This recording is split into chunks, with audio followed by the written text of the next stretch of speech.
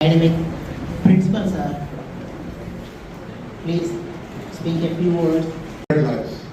Thank you, the dignitaries and the Department of Pediatrics.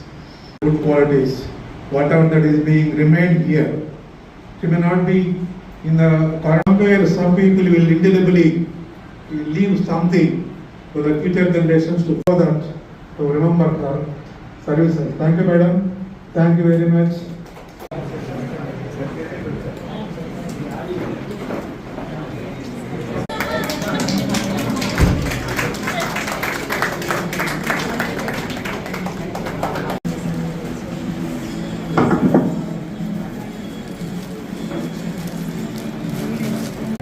Around the years, especially in the medical field, so in one way we have to appreciate for the good, decent service, and I wish all the best, happy, peaceful, professional, retired life.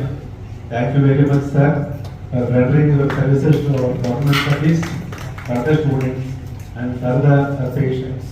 And I am happy a small stint of your association. Even we made it to one of the areas of inspection. So nice guy. We wish and pray God. Your professional career starting as a civil assistant surgeon on September 3rd.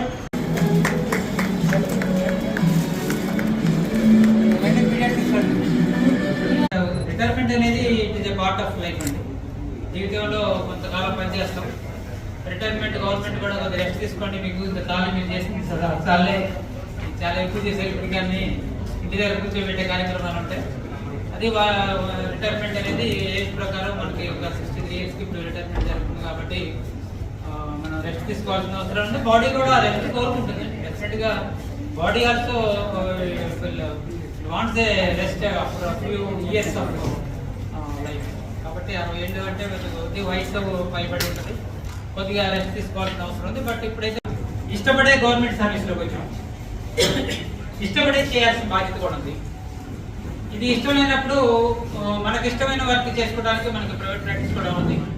But రెండు పడవల మీద కాలు పెట్టినప్పుడు బ్యాలెన్స్డ్గా లేకపోతే balance కోల్పోయే అవకాశం ఉంది, పడవ మునిగిపోయే అవకాశాలు ఉంటాయి. కాబట్టి రెండు సైమల్టేనియస్గా చేసుకోవాల్సిన అవసరం కూడా ఉంది.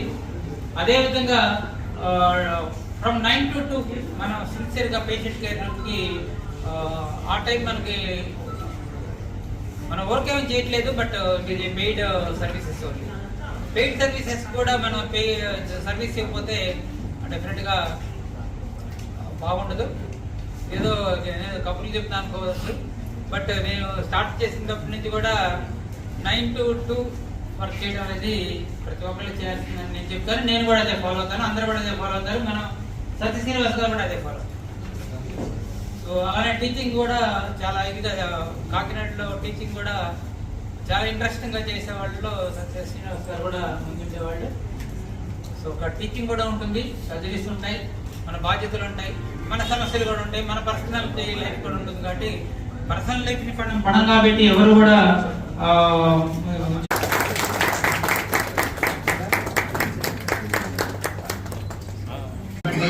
పీడియాట్రిక్స్ అనేది ఒక పెద్ద department. It's very difficult to tackle the babies and paediatrics people, paediatric patient and their attendants. ఎందుకంటే అటెండెంట్స్ లాట్ ఆఫ్ అటెండెంట్స్తో ఉంటారు.